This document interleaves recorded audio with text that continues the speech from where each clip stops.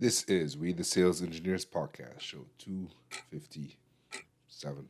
Welcome to We the SEs Podcast, the show for sales engineers by sales engineers with your host, Ramsey Majaba. What's up, SE Nation? I don't know if you can hear it, but I may have strep, so I can't talk too much. But know that I really enjoyed this podcast with Trevor. Don't worry, when I recorded it with Trevor, I did not have whatever's going on right now. So I will not actually be doing an outro. This is it. I hope you enjoy the show. Trevor Spires, great guy. Follow him on YouTube. Yeah, I'll see you on the show. We forgot to hit record. We've been talking for like a good chunk of time. So, hey, Trevor. Hey, Ramsey. Repeat everything. Let's start back over. Yeah. How you doing? I'm doing all right, man. I'm doing okay. I just started a new job like 3 weeks ago, so like a little bit like some stress in that area of like taking on a new role, quickly figuring out what's going on. But overall, like doing great. Yeah. How about you? Well, same old. Been in the same job been in the job for what 2 years now as a I hate to say it, salesperson. Oh my gosh. Just kills me with it to say that. Just hurts. Yeah. And we the SEs keep trucking, helping my clients the SE hotline. Hey, shameless plug for my own stuff. Anyways, so Trevor, you've been on the podcast before, and people should know who you are, but if they don't, do you mind reintroducing yourself to the listeners? I will do my very best. Listeners, my name is Trevor Spires. I am a solutions architect, or really to tell you specifically what I think that means is I am a pre-sales resource, engineer, architect, whatever. And that's what I've been doing with my career for like the last 5 years or so. I bounced around a few different companies. I was at VMware for a little stint, just left AWS and started a new gig kind of as the first pre-sales engineer at a startup. So I love all things pre-sales. This is what I've done for the last 5 years, what I hope I'm doing for the next 20. You can also catch me on like the internet saying silly things on LinkedIn and YouTube every now and then. And what I'm about is mostly just like trying to help people. Like if there's something that I know that I can like share with the world that helps somebody in their career or at work, like I just try to share things like that as much as I can. Sometimes it works, sometimes it doesn't.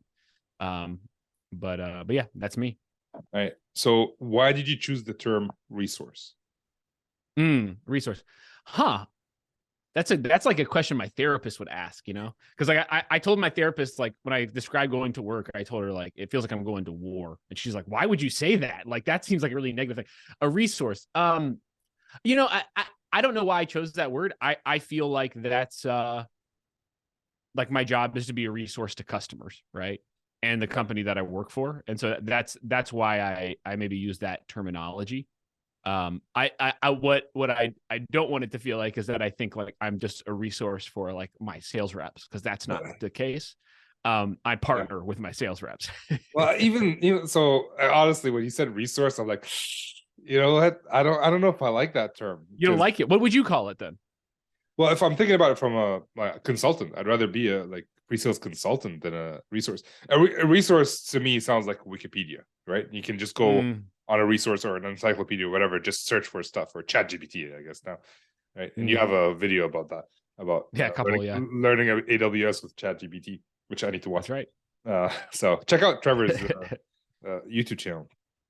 For me, like when I think of, I don't want to be a resource. A resource seems so passive in my view. I want to be more active, and I just created a video. It'll be out. I guess it's already out. And it's all about being proactive as a sales engineer than reactive. So I don't know. Yeah.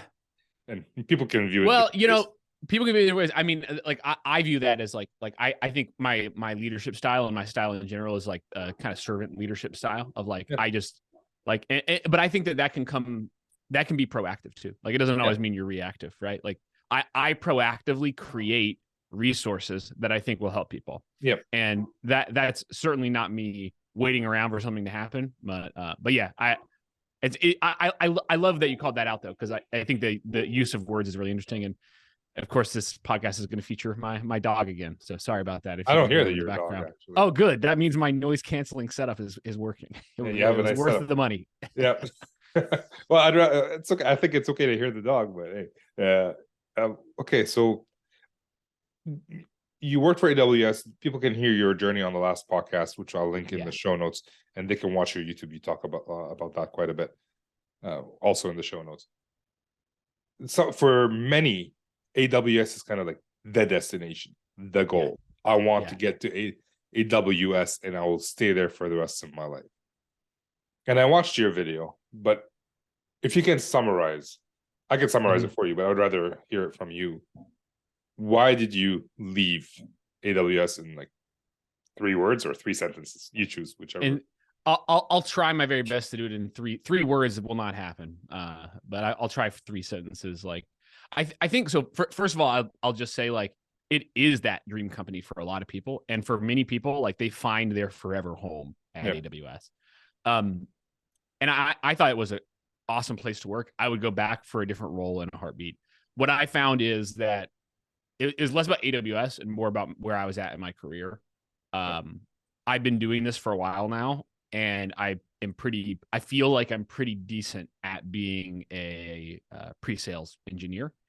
And so what I found was, like, I just wasn't learning and growing a lot in the role. One funny thing about a big org like that is they're so organized and they have so many systems in place that if you really enjoy, like, thinking creatively and, like, figuring out new ways to bring something to customers, it can actually be challenging if you work at a place that already has all that figured out, because then you're kind of like a foot soldier just executing on a playbook. Versus for me, I get a lot of energy out of, like, building a new deck or creating a new demo that nobody's ever thought of before. And that more creative, I would call strategic part of the job, is what I'm enjoying most right now. And so I just wanted to get back to doing that again. So when I watched your video, actually, I listened to it in the car. I was stuck in traffic. So, Great. So was it one take? Oh, no, dude, no, never. When I make a video, it's like I record like an hour and then edit it down. Yeah, it's like, I didn't watch it because I was driving, but it sounded like one take, and I was going to compliment you on that, but never mind. Oh, wow. My jump cuts are effective then. No, it was not one take. Okay, so, but if I were to summarize it based on what you said, you were bored and you'd go back. Right? Yep, I think that's a good summary. Yep. Yeah. So, and now you added a few flavors, a few reasons why. And I noticed, like, when you're in a big company, there's already a system. Yeah. And you don't have to reinvent the wheel. So it's great for someone coming up and they could just learn. Absolutely. Right. Or someone who wants to be just efficient and just do bang, bang, bang, and go to the next one. Or at that company, if you just really love the technology, like if you're an engineer, like, some people like the sales and customers aspect. Some people love the tech. If you're into the tech, that's the best job you could ever have. Exactly. Like, for me and you, I think we're in the same boat where we love the pre-sales aspect. I don't really care about the technology. I sell test and measurement stuff, which is the most boring. Like, if I tell someone test and measurement, by the time I get to the M, they fall asleep. So I don't really care what technology, but you're right. The bigger the company is, the more processes they have, and they don't even have to be the right processes. You still have to follow them. Right. I'm not saying AWS didn't have the right one. And you said you'd go back for the right role. So I'm kind of trying to envision what would be the right role. Like, if you're thinking 10 years ahead, what is the role that would perfectly suit, I guess, Trevor in 10 years? I don't know if you can do that in 10 years or today. I'm going to answer this question very honestly, but it's hard for me to say this because I feel like it sounds arrogant, but I'll just say it. Is like, I think that I'm at a point in my career where I no longer want to be purely an individual contributor. Right. I think that I have a lot more to bring to the table, and it's why I transitioned to the job I'm in now. I would go back for a job where that offered one of two things. One, the opportunity to, like, have decision-making power, which at that organization means not being an individual contributor for the most part, to be able to do strategic creative work.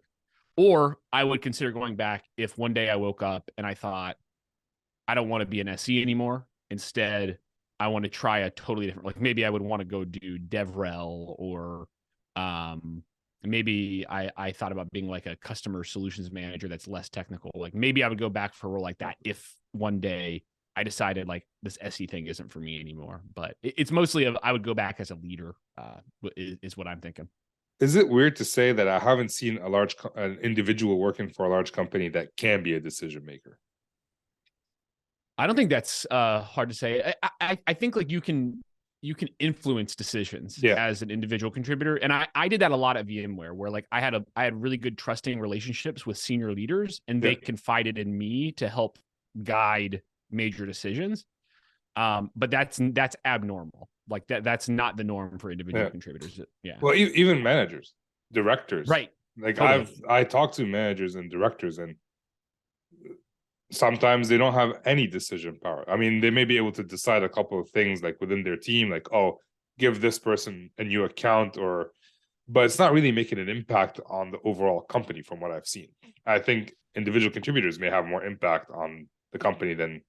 I don't disagree with that. I think what gives me a lot of energy is knowing that I am having an impact on people and individuals in their lives. And so like the idea of leading a team and having my little, like, I don't really care. Like people talk about, oh, I want to make an impact, I want to change the world. I don't care about that. I'm not changing the world. I'm just feeding my family and doing work that doesn't suck. That's what I'm doing. I'm not changing the world. Yeah. So but I like the idea of having my little like flock of people who I can serve and protect and like help make better. Like that in my mind is how I view it. So I wasn't talking about you specifically, but I like in general, from what I've seen, like in talking about like, oh, I want to be able to make decisions. It's very hard, but you just kind of put a caveat on it. Like I was talking to a friend of mine, Phil Capriel. Shout out to Phil.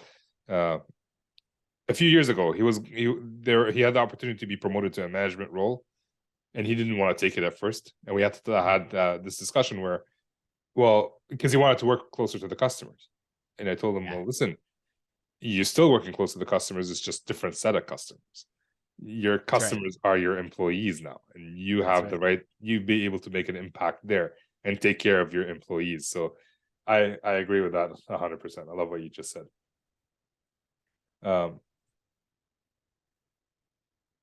There's so many different ways I can take this. Is there anything? Well, we discussed early on. You want to talk about like changes in pre-sales, which is something that's important. Well, I can talk about the new job because I think it leads into that too. If that's interesting to you, whatever you want to do. Well, before we get there, what was I had a very good question about your new job. Oh, what was the expectation of when you moved into this new job? What is your expectation about the SE role, and then we could talk about how the changes in the role in general. Is that good?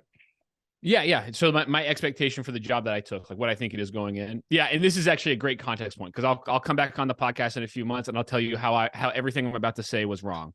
But for now, I'm on my third week. Here is what I joined. Right, it's a startup that has a sales team of currently like 4, but scaling up to about 10 sales reps. I'm joining to be partners with our VP of sales, right? So I'm not mapped. I don't have any reps that I cover or that I partner with specifically. I am partnered with the VP of sales to help enable his team, build custom demos that are compelling and beautiful, create guidance that's like customer facing assets to how to use the tool, how to implement the tool. And so, and the goal would be that like, and I'm the only SE right now at the company, right? So the goal is as we scale, I by the way, we're in a really good position. I was looking at the numbers yesterday. Like I think we will, even in 2023, the economic times that we're in, I think we will see a growth this year. So as we grow, my goal is to build out that SE capability at the organization, right? So I'm like the function lead for being an SE now, kind of proving the value of that at the company, what an SE is meant to be with this particular product set, right? And then develop into that. But for now, it's a great spot because I get to use like a lot of my customer facing skills. I'm a demo addict. Like I could demo 8 hours a day. I love it. Like it is one of my favorite activities, and that's a lot of what I'm doing. And I get to use my like content creation skills, making video guidance, written guidance, and building like slide decks and things that gets me back to doing like what I think is like more creative, strategic work with our sales cycle and not just kind of like executing on a playbook. Okay, so if I were to summarize what you just said, your expectation would be to partner with a VP of sales to provide enough information, enough enablement for his team to be efficient. And I'm assuming the demos you're doing are for the customers. Yeah, so that's right. So like we're hiring a lot of new reps, and so a lot of it is like a teach them how to fish type thing right now. Right. Where like they come in, they're doing the PowerPoint discovery, I'm listening, building the demo in real time, and then showing them here's what a good demo looks like for this persona in this use case. And ideally, some of them will be able to like run with that by themselves. You know, so, at a startup, what you'll see is like a lot of sales reps that haven't worked at startups before have never really demoed, right? And so like that is not every account exec has that skill set coming in. Right. A lot of them are just used to relationships and PowerPoint and stuff. So that's an important part of small companies like this is like you need kind of super AEs that can play SE and sales rep at the same time because we don't have a one-to-one mapping right now. Yep. And so it'll be making sure that they're comfortable with that part of the job. And then of course it's a data intensive product. And so I am still doing engineering work of like actually integrating customer data into the tool. I saw you modified a JSON file. So you're still in. That's right. I'm still an engineer. I'm modifying JSON. I'm importing columns from Excel sheets and from data warehouses and stuff like that. So I can still call myself an engineer for now. So if you want in on that inside joke, you should follow Trevor on Twitter. What's your handle? Everything's Trev Spires on Twitter, LinkedIn, YouTube. Just Trev Spire, TREVSPIRES. Right. So yeah, they should definitely follow you. Yeah. Okay. So, I mean, are you going to be getting called into demos with customers, or is the expectation that the salespeople will do the demos or at least the initial demo? No, I'm definitely getting it. So it depends on so there's just one of me, right? And we have customers all over the spectrum. We have some of our customers it's a really cool product where we sell into SaaS and tech companies. So some of our products are the biggest brand, our customers are the biggest brands in technology today that everybody's heard of. And some of them are like smaller startups. So I'm focusing most of my time on like getting the team that's covering the smaller accounts able to run by themselves, and then partnering directly with the reps that own our strategic accounts where we have a larger total addressable market. So like I'm owning a lot of those relationships just myself, or in every call with one of those strategic customers. So is there a plan to? Well, I don't know if you want to share that. Let me know if you don't. Is there a plan to scale the SE team? I mean, that is yes, there is, but that is all like that's all on me, right? Like I have to prove that this was a good idea because in this company they didn't just have an SE headcount. Like I came in and said like, yo, I love your product. I think you need an SE. You should hire me. And so they actually created this role for me. So part of the hiring process, like I do expect that if we hit our target revenue this year, by the end of this year, it will be very clear that they need more Trevors. There aren't any more Trevors. There's only one. Yeah, there are not. That's right. You can't find a lot more of me, but you can. But I think it'll be pretty obvious, honestly. But a lot of that's on me to prove that value of this capability to the organization because a lot of folks here had never worked with like SEs before at their past jobs. Like a lot of people here they sold like straight to consumer products, and so they in those companies they never really had an SE, and so I'm like educating people like on what an SE is, like why you need an SE, and like proving to them that I'm going to be helpful, you know. Yeah. Okay. So like I'm assuming you're also building the pre-sales process at this point. Oh yeah, absolutely, 100%. Like a big part of it is like the demo capabilities, but also how we're doing our evaluations. Like it is right now. It's just we only had like 3 sales reps before this year. And so it was very like flying by the seat of our pants, just trying to adapt in real time. But what we need to do is optimize that process to like set expectations with the customer, like accelerate the proof of value, kind of keep it on track, so Yeah. it just doesn't so it doesn't turn into the never ending eval that every SE that has ever done the job must be familiar with. I was talking to a SE manager friend of mine, and he was mentioning like each SE of his has like 38 proof of values going on right now. Yeah. And Wow. he's had a couple have been going on for a couple of years. Ouch. Yeah. And like, and from his, we were talking about that, like, oh, the salespeople should know how to do this. And in my mind, it's like, well, they don't. So it's the SE's job to tell them no. Right. Yes. Yeah. 100%. Sales reps, like some sales reps aren't like respectful of their SE's time. Right. And so you as the SE kind of have to take that responsibility. You're a resource. And like, yeah, sure. That might be how they view it. And they might see you as a resource and not a partner. Yeah. And so it does become, I think it becomes your responsibility to like, I always take that responsibility on myself for like, and I think like the 2-year proof of value, like the thing about that, or proof of concept, is the thing about that, that is a train that 6 months into that eval, that train is off the rails. You can't get it back on the rails. Yeah. That is permanently off the rails. The only time to keep that you have a very slim window to keep the train on the rails during an eval. And that is like the first 2 weeks of that eval, where you're setting expectations with the customer and mapping out the reason that you're doing the eval in the first place. And if you don't do that critical part, that's how things get out of hand like that, My evals are 2 weeks max. I get everything ready ahead of time. Yeah. We'll jump in, we'll do the eval. I'll work with them for a few days, and then I'll give them like a few days on their own with constant touch points. And then at the end, like, is it good? Good. Yeah. All right, we're done. Yes. Yeah. I don't love putting like, just for the audience, like I don't love putting like firm timelines just because it's so product dependent. Like some products need 90 days, where some products, there are some that actually need 6 months, and there are some that need a week. But so mine don't. Yeah, totally. Mine don't. But the reason I put 2 weeks in, like you said, it's the most important part of those 2 weeks. Even if they keep using it afterwards, the POC is done. And in like 90% of it is done. Now you're just tweaking here and there. Totally. But yeah, like obviously modify it to fit your product line. But a timeline. It's in your best interest, and it's in the customer's best interest.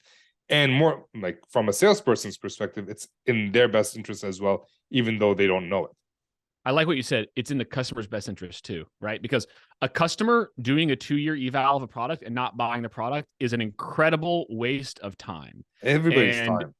It's a waste of it is all, even if the customer is wasting their time willingly, it's still a waste of their time. And like, yeah, I think that's a great way to think of it, is like it's not like you're just doing it for yourself. Like you're helping customers manage their own time and resources as well. Yeah, well, that's what when I talk to customers and they're giving me a hard time about, oh, this is the timeline. Oh, you want someone to be dedicated for it? I'm like, listen, I've done it in different ways. I've done it where I didn't have a dedicated customer working on. Again, this is my product, modified to your own. Totally.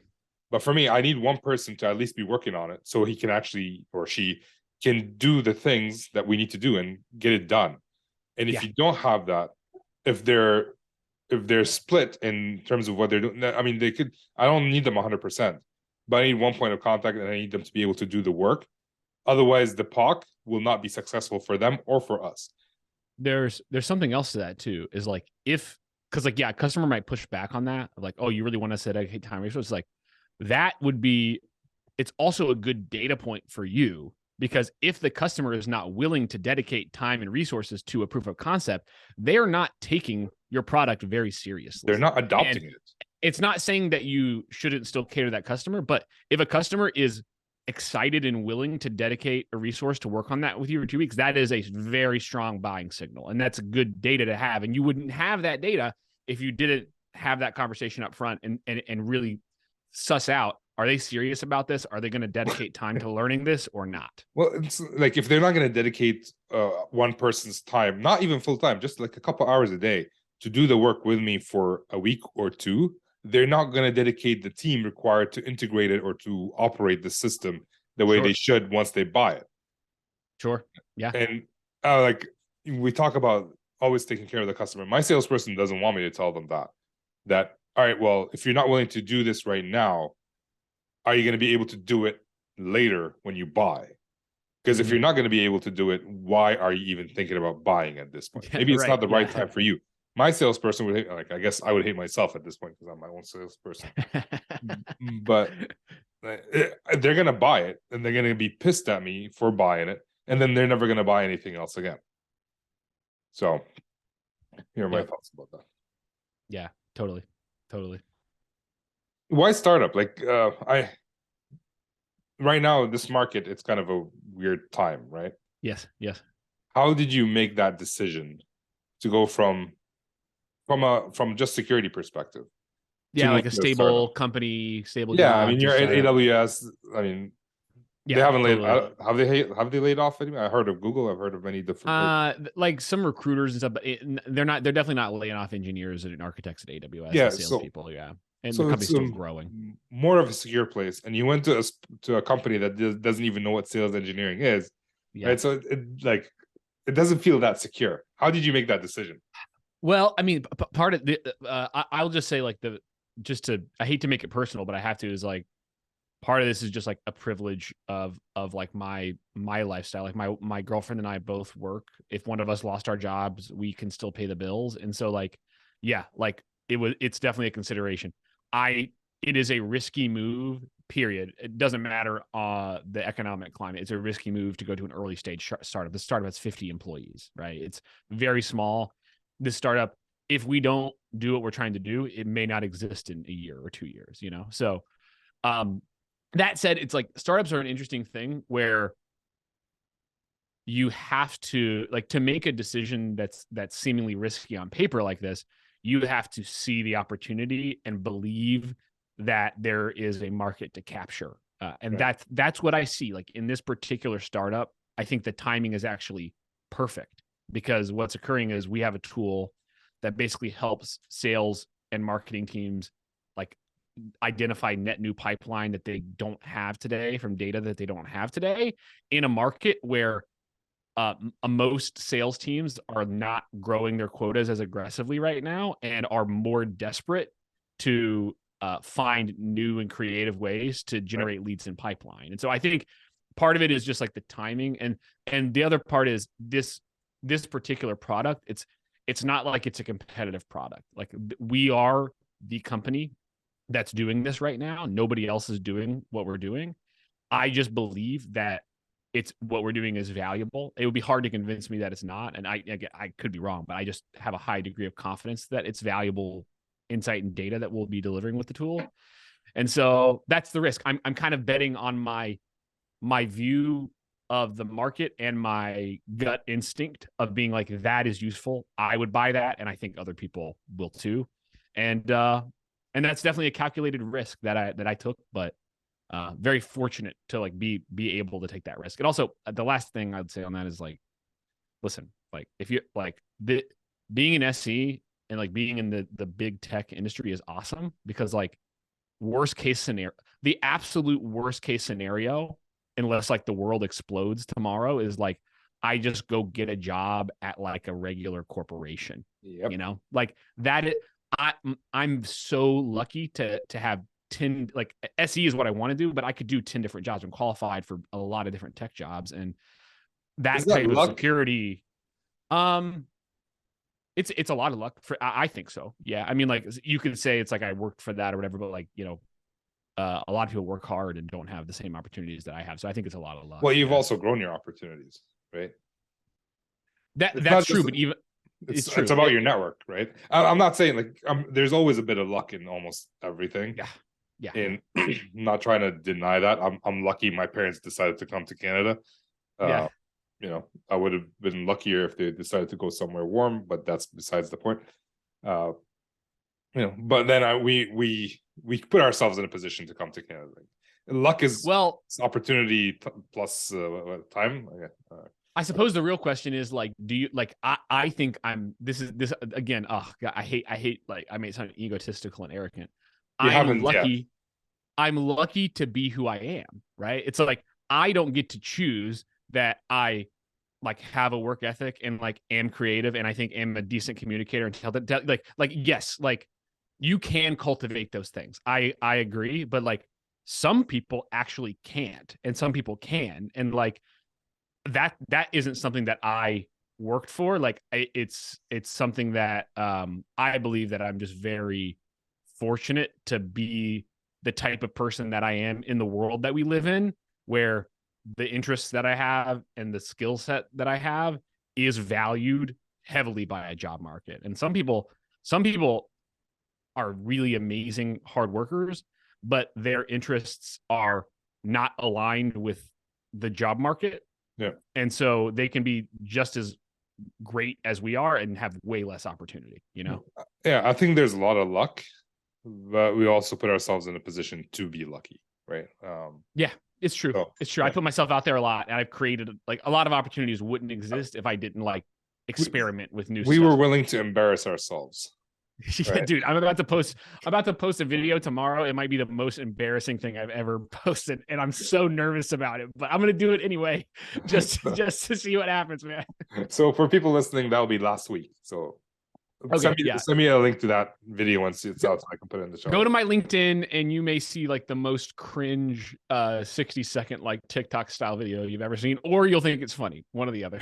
I'm sure it'll be funny for one reason or another. yeah. We can laugh with it or laugh at it. Doesn't really matter as long as we laugh. Doesn't matter to me. Yeah. So, all right, let's touch a little bit. Like we discussed pre-sales and how it's changing, and the reason, like how you see pre-sales at your current company in general.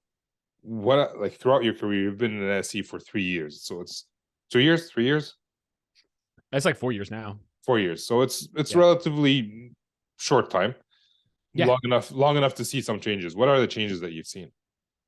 Well, I think if you think about what SEs do, we help sell generally technical products, not always, but generally technical products. Yep. And what's occurring in the technology market is that the way that a technical product is sold and goes to market has changed a lot in the last decade, let's call it. And that change is like pretty undeniable. Like just to paint the example, like, so I was at VMware. VMware is a very old school traditional sales cycle. It's a top-down sales cycle. The way that it works is you go in, you try to sell to a VP or a C-level, so that way that they'll agree to buy your product, and then they'll force their team to use your product, right? Yep. And that is a very old school way of selling. It's not, there's nothing wrong with it, by the way. It just has a lot of inefficiencies, and frankly, it's not very balanced towards the customer. In my view, it's a little bit more balanced towards the company that's selling that way. And there's nothing wrong with it. It's just how things were for a very long time, you know? Can you elaborate a little bit more by what you mean by balanced? Yeah. So balance meaning like, if you like in that model, so like, yeah, let me think, like I'm going to sell a $1 million deal to a CIO at a company. And this CIO is not going, he's going to buy it off of gut instinct. He's going to buy it because he likes me. He likes my vibe. And he might buy it without ever actually evaluating it and determining that it's actually good for his team because he trusts me. And guess what happens sometimes is like sales teams don't really know what their products do half the time. They just are trying to close that deal at the C-level. So they'll close the deal and trust is betrayed because you sell this vision and this idea that actually either isn't possible or is so difficult to actually realize that you've like built up this huge deal to be something that the customer is not going to be successful in. I'm not saying I do that. I'm saying that is a dynamic that occurs in that environment. And another big piece of it is financial. Like sales teams are paid quarterly on commission. So they are not paid. There is no financial structure that incentivizes a salesperson to think long-term. They are very clearly financially incentivized to think short-term about their customers, right? Because it's all, what can I close this quarter to get my commission check and move on? And again, I'm not saying that's anything wrong with that. That's just how the system works right now. And the way that is, do you have something to say? I'll tell you how it's changing. But I'm curious, you're scratching your head. Well, I'm going to push back a little bit. Please. I'm sure there are those CIOs, but most of the people that I've worked for, the team is usually like the CIO may want to buy something, But right now, especially these days where it's a decision by consensus, they want everybody on their team involved in that decision. So they bring in the managers who bring in the users, and then like it becomes a little bit more long. Like it takes longer to sell something these days. Yeah, because a lot of more people are in that decision. So I'm sure there are some CIOs that make the decision whether it actually fixes the problem or not, just based on what the salesperson said. But I mean, I don't know if you've seen these contracts too. Like it's like extortion, man. Like if you look at like how a large company selling to an organization that's in like a big enterprise agreement sells, it's like it's really in my view, it's really messed up.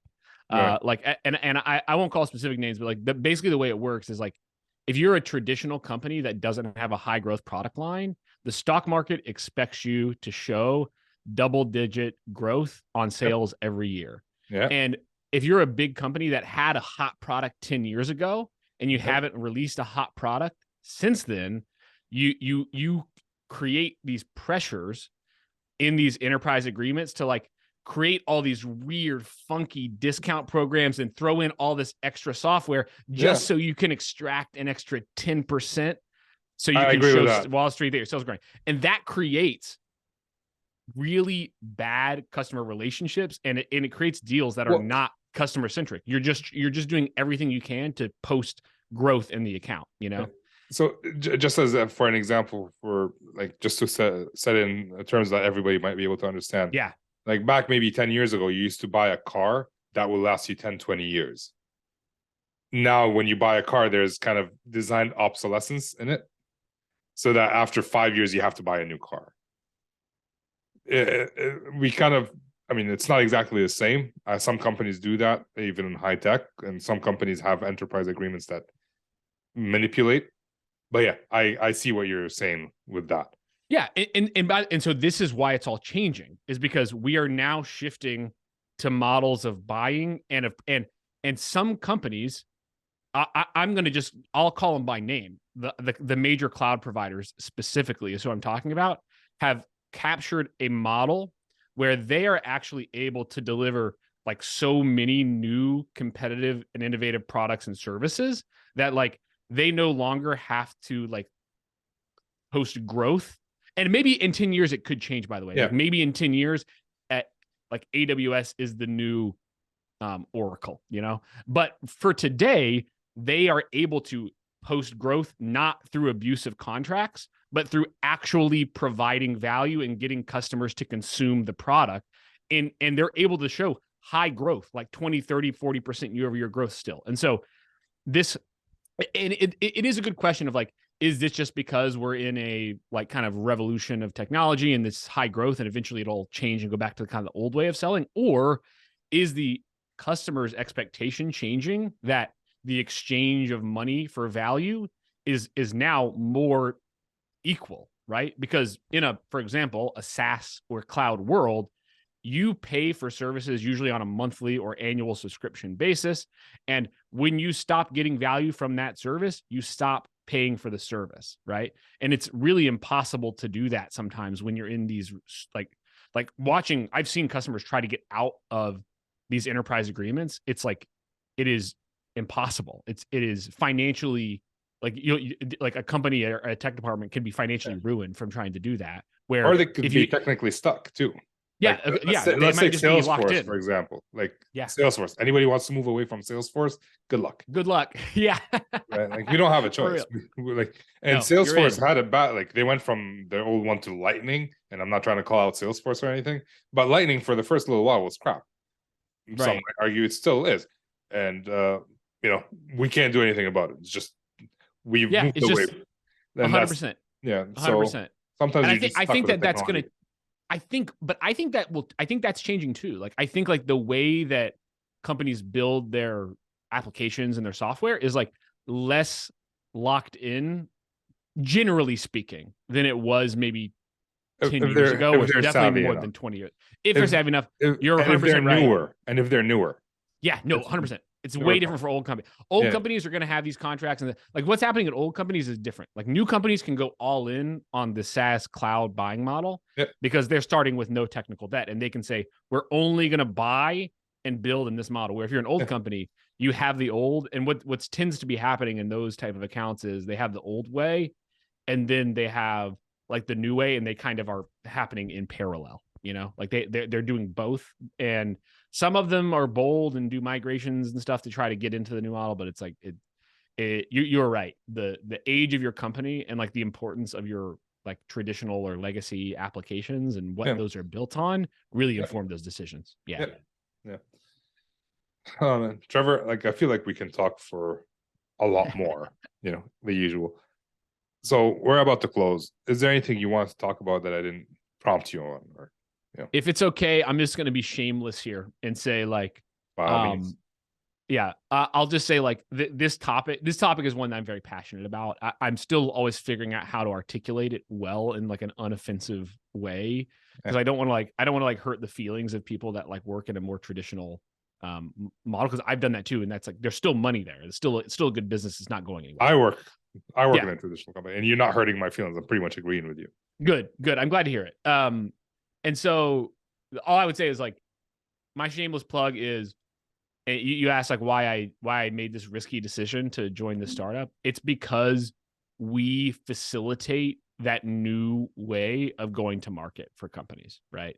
Where it's not like a direct outbound sales model, but instead it's like you build a really darn good product that people want, and then your customers come to you. Like Slack is a good example of that. Like Slack is like the opposite of Salesforce, actually, where like it's so good that people just use it and then buy it, So anyway, which is funny because now that's owned by Salesforce, but anyway, like I just am a big believer that in this new way of buying technology, I sure hope that it like sticks and it doesn't just become the old way in 10 years as things evolve. But I'm fired up and like mostly just excited at the prospect of helping customers like have a more balanced way of buying and consuming technology is really what I hope occurs. Like I hope that businesses and large enterprise can buy technology the same way that we like buy a Netflix subscription, where like we can have it when we need it, and then when Stranger Things is not on the air, we can cancel it, and then next year when it's back, we can buy it again, and we're only paying for value that we're getting. And okay, then you just opened up a whole can of worms. Next time you come, which is very soon, we're going to talk about how that affects the role of sales engineers. Yes, let's do that. Let's do that soon. Thanks, Trevor. Appreciate your time. Thanks, Ramsey. Of course, man. Anytime.